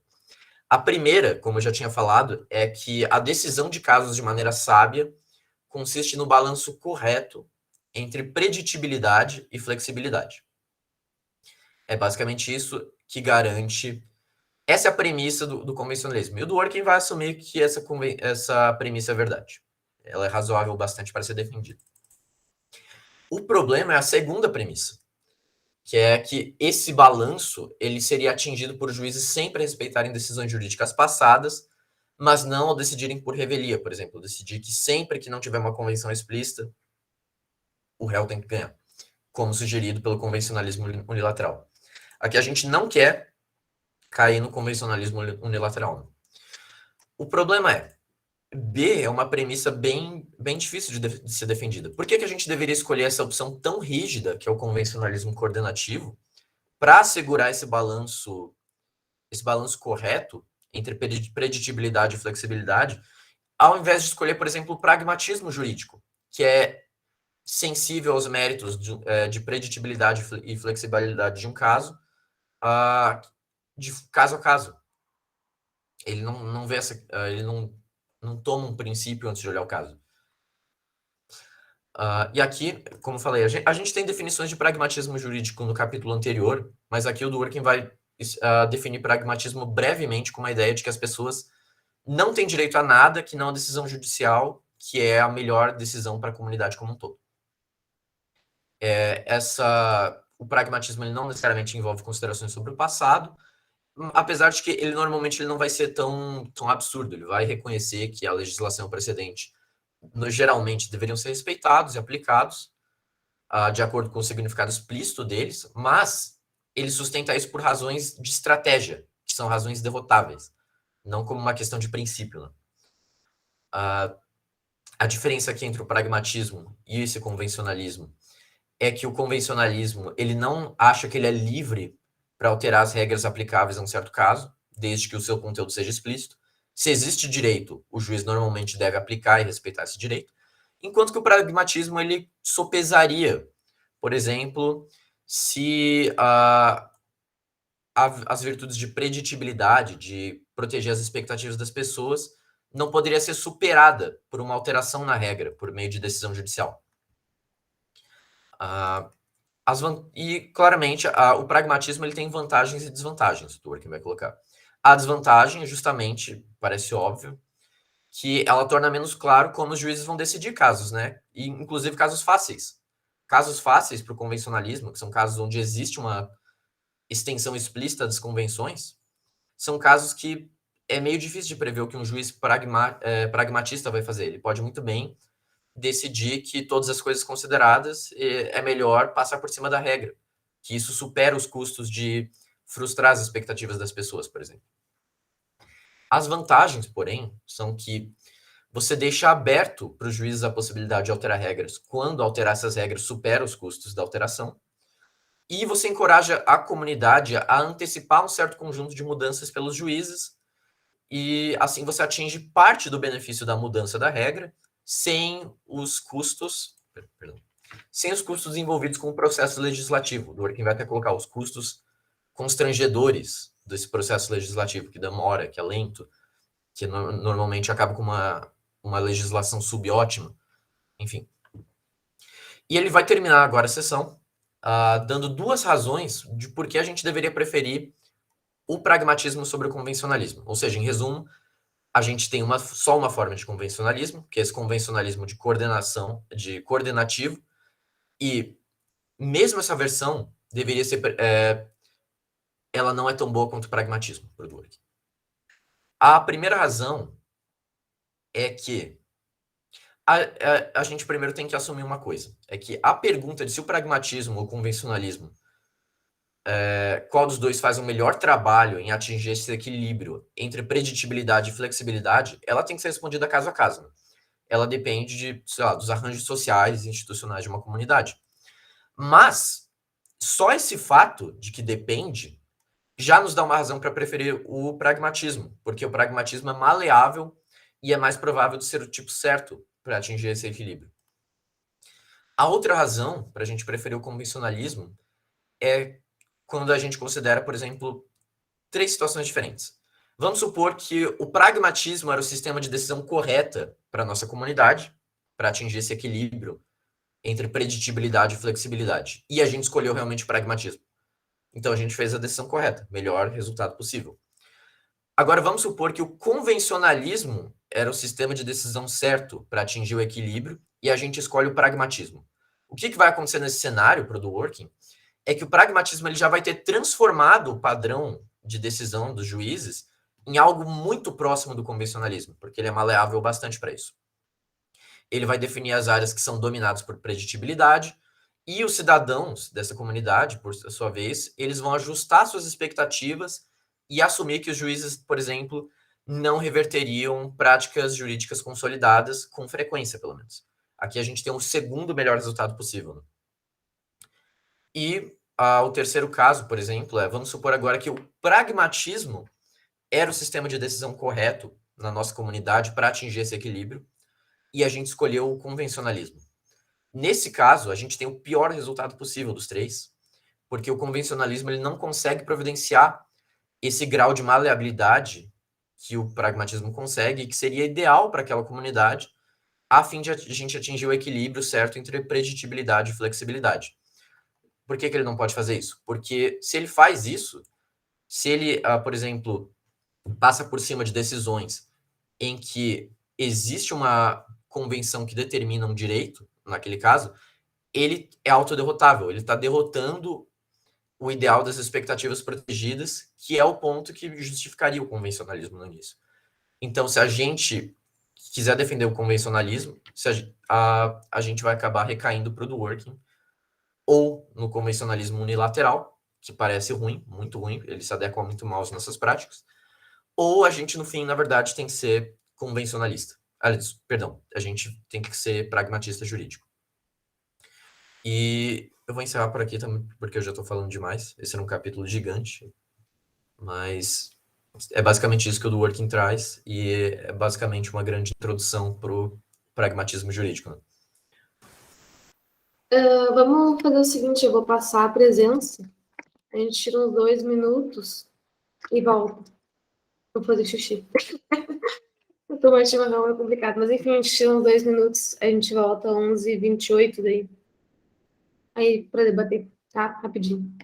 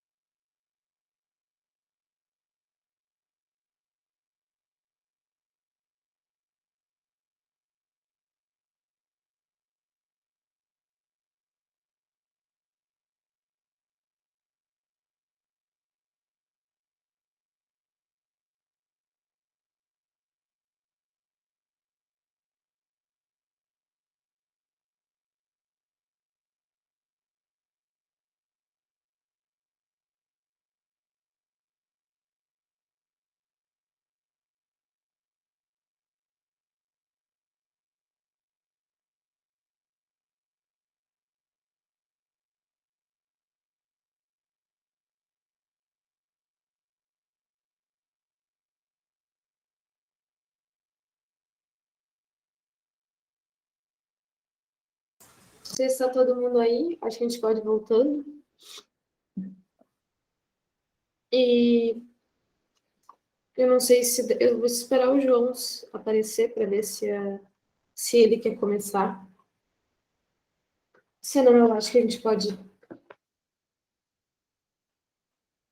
começar sem ele também. mas a gente vê o que vocês preferem discutir esse capítulo. Ele é muito denso, na verdade, se a gente... Acho que dá para perceber isso, mas lendo já dá para perceber, porque ele é extremamente chato de organizar mentalmente, né? É muito mais fácil pegando um papel e que nem o João fez, porque honestamente, só lendo, eu achei ele bem complicado de entender, só lendo seguido, assim, a gente tem que parar e entender, porque de fato tem certos problemas de a gente conceder muitas coisas que tem uma hora que tá, chega. Tem certas coisas que não dá para continuar, porque é aquela coisa que a gente falou no começo sobre ele já vai ter se livrado das próprias críticas que a gente vai fazer. Então, é como se não tivesse ponto nenhum em discutir esse texto, porque no final das contas ainda vai ser a respeito do que convencionalismo é para o Dworkin, né? Inclusive, o texto que o João recomendou de leitura complementar, aquele Why Conventionalism Does Not Collapse into Pragmatism, porque o convencionalismo não colapsa em pragmatismo, não se torna um pragmatismo, né? Que é o que ele argumenta, o Durkheim argumenta em boa parte do final do artigo, do capítulo. O autor, ele já deixa claro lá no início, né, que na verdade muita gente poderia oferecer a objeção de que o convencionalismo que ele vai falar no artigo dele é diferente do convencionalismo que o Dworkin fala no capítulo. Então, ele não estaria oferecendo uma visão que de fato vai estar disposta a competir com a visão do Dworkin, porque ela tem até pontos de partida diferentes. Mas esse é justamente o problema, né, porque a gente não pode barrar o debate só porque essas pressuposições elas não são completamente iguais. Então, ele faz essa ressalva de dizer, olha, tipo, isso pode ser dito, só que eu vou explicar, pelo menos na visão, por que o convencionalismo não colapsa no pragmatismo, né? Oferecer uma visão do convencionalismo em que isso não acontece. E esse é todo o ponto do Dworkin, é muito complicado, porque lá no começo, eu não sei quem discorda de mim pode falar também, mas lá no começo, quando o Dworkin coloca o próprio pressuposto o próprio esquema do conceito de direito que ele vai oferecer, é como se ele já fizesse esse esquema pensando que só o direito como integridade vai conseguir atender, né? Só o direito como integridade vai estar pensando em justificar o elo entre direito e coerção. É verdade que talvez o pragmatismo não faça... Até o autor desse texto, ele fala, né, que o pragmatismo nega essa relação e o Dworkin considera que o convencionalismo não nega, que o convencionalismo estaria disposto a explicar o elo entre direito e coerção, a justificação entre elo de direito e coerção. Só que o autor fala, isso não é necessariamente verdade, né? O convencionalismo que ele vai falar, por exemplo, no artigo, não está disposto a esse mesmo ideal, né? Inclusive, esse ponto de partida que o Dworkin fala, que é incontroverso, ou mais ou menos incontroverso, e que é abstrato o suficiente, não é nenhum dos dois, né? Ele não é abstrato o suficiente, nem porque talvez uma forma mais abstrata, então, não fosse nenhum tipo de... E daí, claro, isso feriria talvez o que o Dworkin quer dizer com mais tarde, mas poderia ser só que, sei lá, o direito é uma tentativa de sanar controvérsias políticas e morais. Eu acho que isso é sei lá, um esquema um pouco mais amplo do que esse que ele colocou. Eu não sei se vocês concordam, né? Pode ser que não, que também não é um bom esquema para que a gente consiga ver argumentos de concepções rivais desse conceito, mas eu acho que o que o Dworkin ofereceu impossibilita um pouco o nosso debate se a gente levar só ele em consideração. Então, a gente tem uma escolha quando a gente vai tratar desse artigo, desse capítulo, que é ou a gente parte, então, do mesmo princípio que o Dworkin, que o direito é, sim, esse esquema, ou pelo menos é incontroverso, que o direito poderia ser conceituado dessa maneira, para então, tá, agora a gente parte que o convencionalismo, a gente vai lá e aceita, e o convencionalismo também tem essa pretensão de justificativa. E isso já, para mim, dá bastante ônus para a pessoa que vai defender isso, e E sei lá, eu não... Tipo, vocês entenderam que eu não sou muito a favor dessa perspectiva, e isso também tá lá na... Isso eu vou achar a parte certa onde ele fala sobre.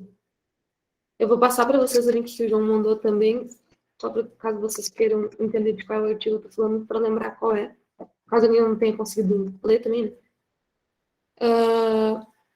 É lá na página que fica 66 a 4 no PDF, onde ele fala, o Dworkin nos fala que nem a teoria do direito, nem meus próprios argumentos que eu vou fazer depois nesse livro, dependem de encontrar uma descrição abstrata em qualquer sentido. Então, ele nos mostra essa descrição abstrata que a gente falou no começo, para depois dizer que é indiferente usar essa concepção ou não. Ele só vai usar para que a gente possa ver, então, essas concepções rivais oferecendo seus argumentos para justificar o conceito. De qualquer maneira, o autor, por exemplo, aqui no Porque o Convencionalismo é um Colapso em Pragmatismo, ele fala, né, que eu diria, no entanto, que essa descrição abstrata que é oferecida pelo Dworkin é uma parte essencial para os próximos argumentos dele contra o convencionalismo. Então, esse é um grande problema desse artigo, né? Então, ele argumenta que a gente não pode simplesmente aceitar isso como eu já vou passar a palavra, como um quadro, um plano de fundo, porque, na verdade, nada vai sair disso se a gente aceita, entendeu? Porque isso vai restringir muito o que o convencionalismo, talvez em até uma interpretação construtiva melhor do convencionalismo poderia ser. Então, eu vou passar para o João e daí a gente pode passar para os próximos pontos. Eu voltei lá para o começo, né? Mas, enfim. A gente já tinha até discutido isso mais ou menos em off, mas eu acho que o Simons está certo nisso, mas eu acho que uma defesa que poderia ser feita do Dworkin dessa alegação de que nada na argumentação, nos argumentos que ele oferece nesse livro dependem da gente aceitar essa descrição abstrata sobre qual que é o ponto do direito. Eu acho que talvez uma defesa, uma interpretação caridosa que pode ser feita dessa afirmação do Dworkin é que ela está, na verdade, sugerindo duas coisas. A primeira é que a gente pode rejeitar que o ponto do direito é restringir e justificar o uso da coerção, e mesmo assim a gente preserva aquilo que a gente já tinha discutido, mas a gente preserva a, vamos dizer, a gente preserva o projeto metodológico dele do interpretativismo, do que é fazer teoria do direito, e não só o que é fazer teoria do direito, mas também o tipo de prática social que o direito é, que é uma prática interpretativa. E a gente também preserva, talvez, esse é um ponto mais controverso, a gente preserva, em parte, o direito como integridade, por exemplo, as razões pelas quais a gente deveria aceitar o direito como integridade, porque talvez o direito como integridade possa ser defendido como a melhor concepção do direito, mesmo que a gente combine que o ponto do direito, na verdade, é outro.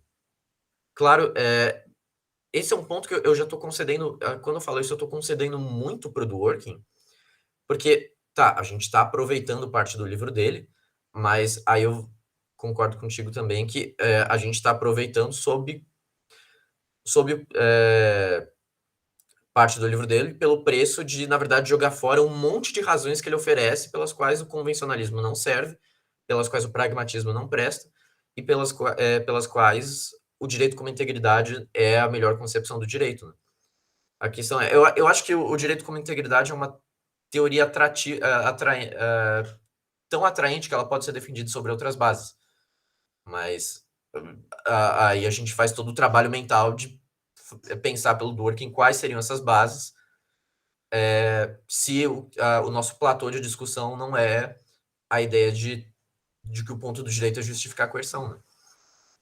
Mas eu acho que eu tô de total acordo com a Bárbara e com o Simons nisso de que esse ou pelo menos de acordo parcial, de que esse ponto que o Dworkin assume, de qual que é o ponto do direito, ele não é nem um pouco inofensivo para as discussões, e mais que isso, até aquilo que a gente tinha discutido, ele não é só necessário para as razões que o Dworkin oferece, pelas quais o convencionalismo não é uma boa teoria, uma boa concepção. Ela fecha um monte de discussão que a gente poderia ter, por exemplo, sobre se o direito tem alguma relação necessária com a coerção, né? Tipo, por exemplo, o Raz vai dizer que não tem, né? Muitos teóricos do direito positivistas vão dizer que não tem, né? E o Dworkin tá dando de barato, tá falando que tem sim, porque o ponto do direito é justificar a coerção. Mas eu acho que eu estaria de acordo com esse ponto. Eu acho que esse é um ponto meio ruim do Dworkin, que dá para aproveitar, mas eu acho um ponto meio ruim. É que o problema é que são 3 capítulos, né, que vão todos usar como pressuposto esse pedaço. Então, é um pouco demais, eu acho. Simplesmente. Não, é claro, eu acho que nem a gente falou no começo, e eu estou disposta a ignorar um pouco isso para poder continuar debatendo ao menos nos mesmos termos que ele, né? Porque a gente pode oferecer outros tipos de objeções. O problema é desligar essa primeira pressuposição até o final do livro, porque não dá. Tem outro ponto que o autor, eu não sei se vocês querem mencionar outra coisa, podem falar, mas outra coisa que o autor daquele texto que tu recomendou também, eu não consegui ler todo o texto do Daniel Murato, por isso que eu não estou falando sobre ele, mas eu li o do Simons, né? Esse aqui. Então, eu li e tem uma outra questão bem interessante, né? É que o próprio ponto da ideia de fair warnings que tu mencionou, daqueles avisos pelas questões de expectativas que as pessoas têm, que as pessoas criam ao redor das regras, na verdade seria uma ideia controversa sobre o convencionalismo, porque na verdade, e eu acho que esse é um dos pontos mais interessantes do artigo, é que a ideia de aplicação de regras não é uma questão de fair warning, né, e proteger expectativas. É mais que, na verdade, a convenção, ela vem, eu entendi, pelo menos que a convenção vem antes disso, né? A convenção, ela vem para criar as expectativas. As regras, elas criam as regras que criam expectativas. Não é como se as expectativas viessem antes ou algo assim. São as regras que criam expectativas. E parece que o Dworkin, novamente, por causa daquela descrição abstrata do point do direito, simplesmente vai aceitar esse fair warnings como tudo que o convencionalismo poderia oferecer. E daí eu acho que até tem um parágrafo muito melhor sobre isso, deixa eu achar. Assim, essa ideia de que a versão, né, de fair warning do convencionalismo colapsa em pragmatismo é porque justamente as razões para aplicar as regras tá justamente fundada nessas expectativas criadas pelas regras, mas não é bem assim, né? Daí ele fala, cadê?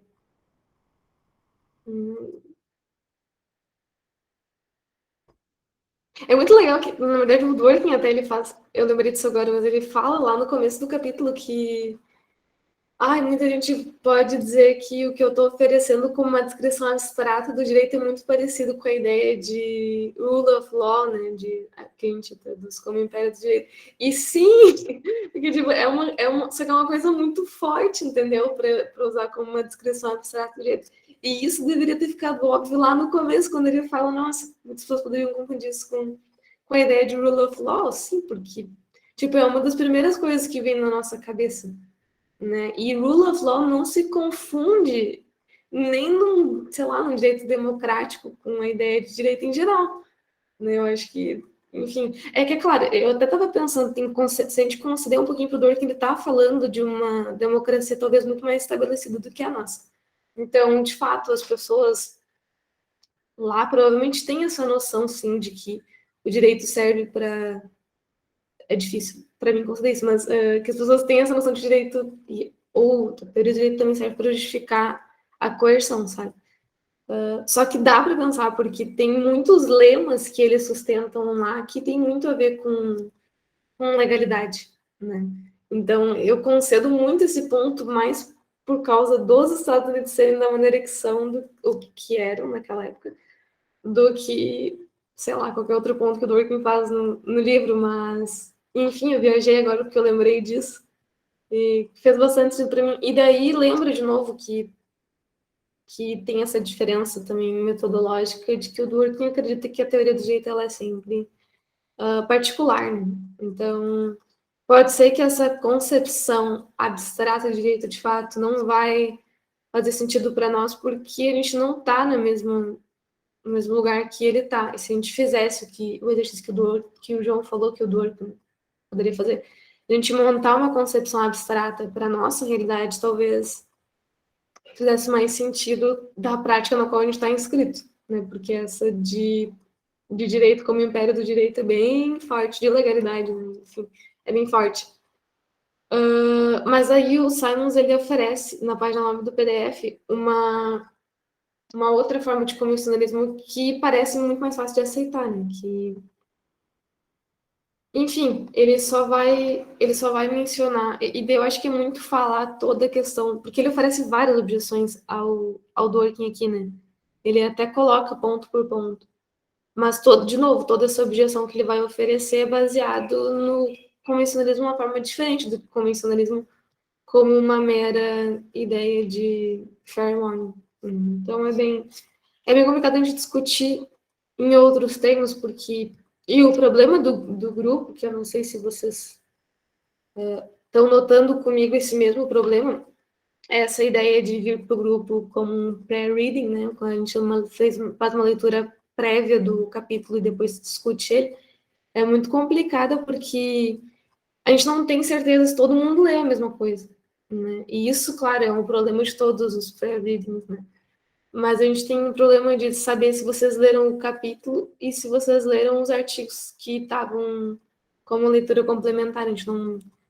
É difícil a gente, porque se a gente for explicar, por exemplo, também os artigos complementares, o grupo não é mais um pré-reading, né? Ele vai ser um grupo que a gente está lendo e explicando o artigo agora para depois discutir. Então, eu fico com essa dúvida. Se cabe discutir outras coisas além que vão partir de pressuposto que exigiriam que a gente formulasse um pouco melhor os argumentos. Então, o que eu vou fazer a partir desses próximos capítulos, agora que eu estou finalmente mais organizada, é tentar diminuir o tempo de exposição, e daí um combinado que a gente vai ter que ter com vocês, e que quando alguém quiser trabalhar com textos a mais, como a gente queria fazer hoje, a gente tem, então, sei lá, 5 minutos para explicar pelo menos o ponto principal do artigo que a gente quer levantar, a gente traz pronto, em vez de, né, devanear que nem eu estou fazendo. Então, eu acho que é mais fácil a gente fazer isso das próximas vezes, e, claro, vai ser um ônus grande para a pessoa que vai querer apresentar um outro argumento, mas eu acho que vai facilitar. E, enfim, quem quiser ler, daí vai poder ler depois, ou mesmo pode ter lido antes, e sem atrapalhar os outros que não conseguiram, por algum motivo, ler o artigo, porque senão vai ser muito difícil, né, de a gente discutir o texto. O que dá para voltar, então, é só que nós temos um exemplo de artigo que vocês vão poder ler, do porquê o convencionalismo não colapsa em pragmatismo, e daí o autor ele explica porque acho que é muito ruim de sumarizar tudo. Mas, só para vocês saberem, eu acho que isso é importante para o grupo iniciante em teoria do direito, de que existe, tá, críticas a esse modelo. O João também, se quiser, eu não sei se cabe aqui falar também, mas existe também um texto da Jurisdiction que fala sobre esse ônus grandíssimo que o Dworkin atribui lá no começo, né, que é esse esquema, de novo, que me causou tanto problema para ler esse artigo, esse capítulo. Então, eu acho que a nossa tarefa, pelo menos a minha e do João, aqui é apresentar essas outras visões, mesmo que a gente não consiga, nesse tempo, sumarizar essas visões, né? Apresentar que existem visões diferentes. Então, aqui eu gostaria de mostrar essa, e eu sei que muito não lê inglês, então também tem as versões do convencionalismo que não se resumem àquelas que o Dworkin menciona. Lá naquele artigo do Daniel Murata, também, tem visões de quem que é mesmo? É de outros dois teóricos, na verdade. É do Andrei Marmor, não? Isso, a principal é do Marmor, mas ele acaba mencionando também qual é a visão que o Durkheim parece estar se apoiando, que é aquela do É Lewis, a né? do Postman, não é? Não é uma do... Bom, pode Deixa eu ser. ver. Eu não lembro porque eu li por cima o artigo. Eu lembro que ele menciona o Lewis, aquele Daniel Lewis, eu acho. Ah, tá. O Lewis é o que tem o trabalho mais significante sobre É um dos convenções em primeiros, né? geral e que o Marmor se apoia no Lewis para construir a teoria dele. Tá, mas ele apresenta daí um outro teórico que ele diz que oferece uma visão melhor sobre o que o comissionalismo é. Eu acho, tem mais um ali. Eu acho. Posso estar muito errado, João, mas enfim, peguem o que o João disse que está certo, daí vocês vão lá conferir, que eu posso estar falando besteira, porque eu não li o texto. Eu li muito por cima. Mas é que eu lembro que no texto ele vai abrir para outras considerações que também não são só essa do Simons, então é bem bacana de ver. Como é difícil de discutir nesses termos, é mais difícil ainda discutir com aqueles pressupostos, pensando que o convencionalismo, assim como um conceito de direito, que já é bastante difícil de formular, também é um conceito bastante difícil de formular e existem várias concepções sobre o que o convencionalismo pode vir a ser. Então, é muito difícil discutir isso, mas o que eu acho bem bacana da gente ter em mente é esse plano que o João colocou com as objeções que a gente pode ver depois dos outros autores, só por questões de curiosidade, de pesquisa que vocês porventura possam vir a desenvolver sobre esse capítulo do Dworkin. E ter em mente o que o Dworkin quer com esse capítulo, que ele ainda vai mencionar que o comissionismo oferece uma resposta positiva, que existe sim, né, um link entre direito e coerção, o que o pragmatismo não vai fazer. Agora ele vai até mencionar, né, que tem esse problema de que o convencionalismo pode desaguar em... É muito fácil que o convencionalismo desague em pragmatismo, e o pragmatismo oferece aquela visão cética que não vai responder afirmativamente a primeira questão. Não sei se vocês têm mais considerações, por isso que eu estou falando assim, estou esperando alguém levantar uma questão mais... Eu sei que o João tinha uma que eu acho que é bem... Talvez ela não é nem problemática, o Simons toca nela também, João, que é aquela que tu mencionou sobre os juízes terem uma questão de virtude, considerar uma questão de virtude de julgamento, eles considerarem a consistência, mesmo que não seja uma questão exatamente de princípio, né? O Simons também fala sobre isso, se eu não me engano, porque ele menciona que o erro do Dworkin está em justamente colocar o convencionalismo no papel dessa ideia de fair warnings, e também fundada naquela ideia de que o direito tem que justificar a coerção, estatal, no caso. E ele fala que se a gente entender que o convencionalismo, na verdade, é outra coisa, como aquilo que ele oferece sobre uma questão de previsibilidade, por exemplo, e ordem, né, ordem da sociedade, que é um quadro sobre até o direito muito menos ambicioso, mais modesto do que o Dworkin promoveu. Aquela objeção do João faz todo sentido, porque na verdade previsibilidade e consistência são coisas que, apesar de não ser exatamente iguais, são muito próximas. Não diria que elas se reafirmam, mas eu acho que uma pode sim trabalhar, né, em favor da outra, e daí faz todo sentido dizer que um juiz convencionalista possa sim ter como uma virtude de julgamento atuar de forma consistente. Pode falar, João. Eu tenho a impressão que o problema do Dworkin nesse ponto é achar que toda, ou praticamente toda consideração que entra numa decisão judicial é uma consideração jurídica, né? Aquela coisa, tudo que o juiz toca vira direito. Porque justamente, né, faz todo se a ideia é proteger, garantir o ideal de expectativas protegidas, é proteger as expectativas das pessoas, e ele toca, esse é o meu problema, ele toca nesse ponto no início do capítulo. Lá no início, ele fala, quando ele está falando da afirmação negativa do convencionalismo. Só existe direito enquanto existe convenção. A partir do momento que a convenção acaba o direito. isso é o que acontece nos casos difíceis em que o juiz tem discricionariedade forte. Mas, e aí ele fala, isso não quer dizer que vale tudo. O juiz pode muito bem achar que a melhor coisa que ele pode fazer é suprimir o máximo possível as crenças políticas dele e escolher com base em, por exemplo, considerações contrafactuais de como seria o direito nesse caso se tivesse direito nessa situação. Ou, por exemplo, considerações, e aí que entra, considerações de consistência. Se a ideia é proteger expectativas, faz todo sentido também que o convencionalismo não só fale sobre o que o juiz deve fazer. Opa. Ah, não, eu tinha travado, eu achei que tinha caído. Estão conseguindo me ouvir, né? Tá tudo certo. Ah, tá. É que a tua câmera tá super lenta aqui. Eu acho que a minha internet também é ruim. Mas, enfim, se a ideia é proteger expectativas, faz todo sentido que o convencionalismo não só fale a. Eu sabia que isso ia acontecer. Peraí, vamos esperar. Voltando, né? O convencionalismo não só. Se a ideia é proteger expectativas, faz todo sentido que o convencionalismo fale não só que quando tem direito que decorre das convenções, o juiz tem que normalmente respeitar esse direito e aplicar esse direito.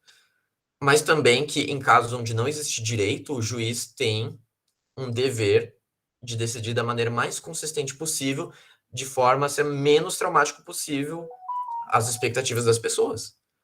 E falar, olha, eu estou criando direito e a interpretação, vírgula, e a interpretação que melhor se adequa ao direito que já existe é a interpretação que coloca que o direito tem que ser estendido da forma X.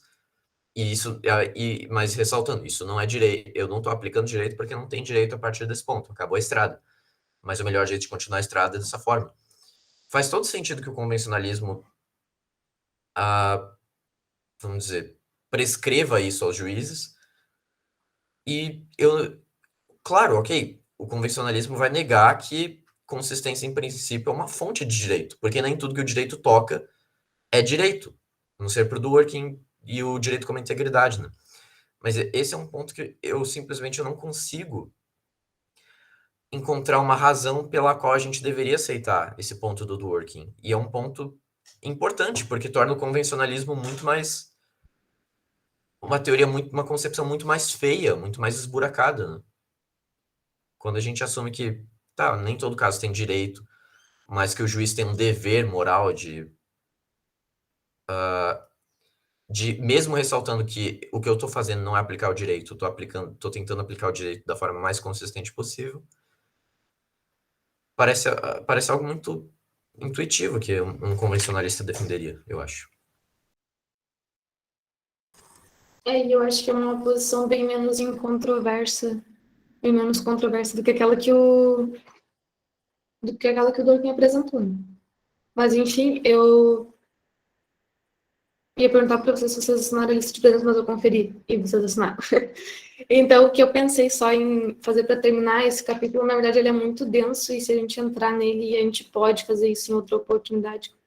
O do pragmatismo, tirando a parte da personificação, a parte do pragmatismo não vai ser mais tão pesada assim, e talvez não é tão arbitrária a descrição que ele coloca. Depois eu vou descobrir, porque eu também vou ler as objeções que ele recebeu. Eu vou colocar um artigo de leitura complementar para você, só que ele está em inglês, então eu peço desculpas para quem não conseguir ler. Não sei se tem em português, eu vou procurar. Tá? É um artigo da Hilary Nee que fala... Ai, eu esqueci o nome agora. Tu sabe o nome aí, né, João? Aquele staying busy while doing nothing, né? Isso. Dworkin's complicated relationship with pragmatism, ou qualquer coisa assim. Essa é uma parte do trabalho do Dworkin que eu nunca vi discutir na faculdade. Não dá tempo, né? Mas é muito legal porque é uma das principais partes sobre a questão do que é o direito como integridade, o que as outras correntes são para ele, né? E até dá... Pode falar, João. Fora que o pragmatismo é meio que sempre jogado como o patinho feio das três teorias, né? Todo mundo só fala, passa nele para falar, é óbvio que está errado, vamos passar para o direito como integridade.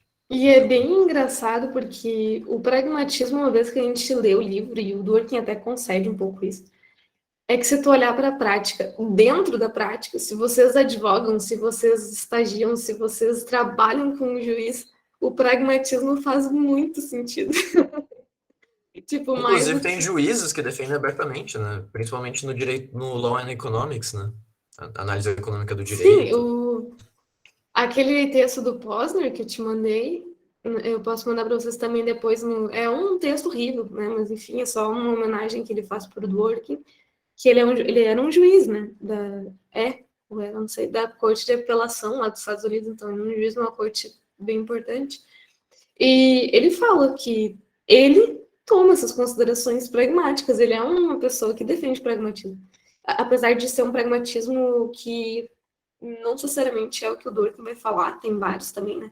Mas enfim, se vocês trabalham na prática, vocês vão ver que é muito, não é em vão, assim, que é uma vertente que na teoria é muito xingada, muito mesmo, é muito, nossa, olha só que horror que eles fazem. Na verdade é que a prática parece muito com a descrição que a teoria dá. De qualquer maneira, acho que a gente vai ficando por aqui, não sei, João, o que tu acha. Eu vou Eu acho compartilhar que, os artigos eu acho que já. tá ótimo também. Eu vou Aí a compartilhar gente os fala artigos sobre já ali no grupo. pragmatismo depois. Ah, claro, claro. Isso. Aí depois eu vou compartilhar esses dois artigos só a título de curiosidade e um para leitura complementar. E daí a gente passa na semana que vem, em vez de direito como integridade, então a gente vai falar sobre o pragmatismo. E aí a gente vai cancelar falar sobre direito como integridade antes do recesso do feriado de carnaval, tá? Então a gente vai ter o feriado de carnaval e depois a gente falar sobre direito como integridade, porque eu acho que vai tomar muito espaço também.